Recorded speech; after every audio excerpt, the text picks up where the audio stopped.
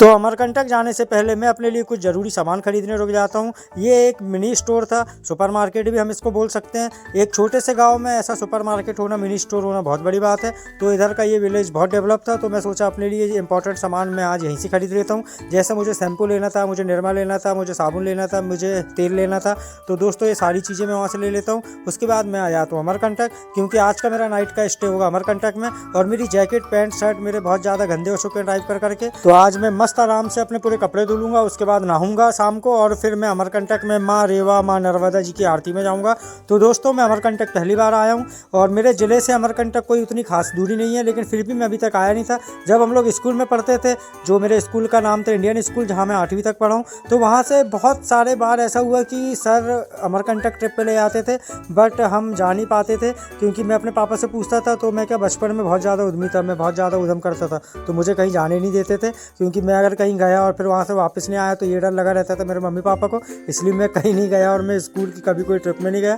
मुझे घर से बहुत मार पड़ती थी और मैं बहुत मार खाया हूँ, और तो मैं इसलिए अभी तक अमरकंटक नहीं आ पाया था। बट अब मैं बड़ा हो गया हूँ, अब मैं समझदार हो गया हूँ, और मैं अमरकंटक के इतने पास से गुजर रहा था, तो मैं सोचा कि अमरकंटक भी घूम लिया जाए। और आज का नाइट का स्टे यहाँ माँ के दरबार में होगा, माँ के आश्रम में होगा, तो बहुत अच्छी बात है, मेरे लिए बहुत अच्छी बात है। और मैं नहा भी लूँगा, और मैं अपने पूरे ही कपड़ों को वॉश भी कर लूँगा।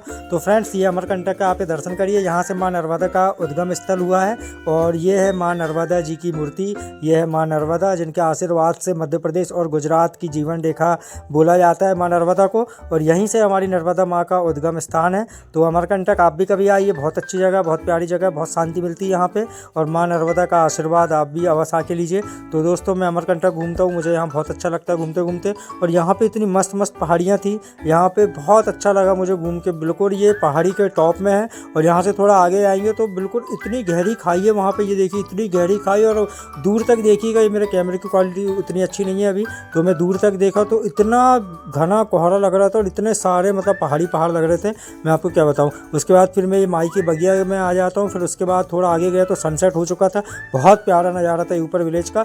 और यहाँ पर ठंड बहुत ज़्यादा थी, तो मैं फिर अपने हाथ को गर्म कर लेता हूँ। और फ्रेंड्स फिर मैं आया तो माँ नर्मदा जी की आरती में, जो कि शाम को 7:30 बजे हो रही थी यहाँ पे। तो मुझे जहाँ मैं रुका हुआ था साहू धर्मशाला में, तो वहाँ आंटी ने बताई कि बेटा आप आरती में चले जाओ, आप आए हो पहली बार। तो मैं बोला जी आंटी, और मुझे आरती घूमना था। फ्रेंड्स फिर मैं आरती करके मैं आ जाता हूँ अपने धर्मशाला में। ये था साहू धर्मशाला, जो बहुत सूटेबल था और बहुत अच्छा था, और बहुत रीज़नेबल रेट था यहाँ का।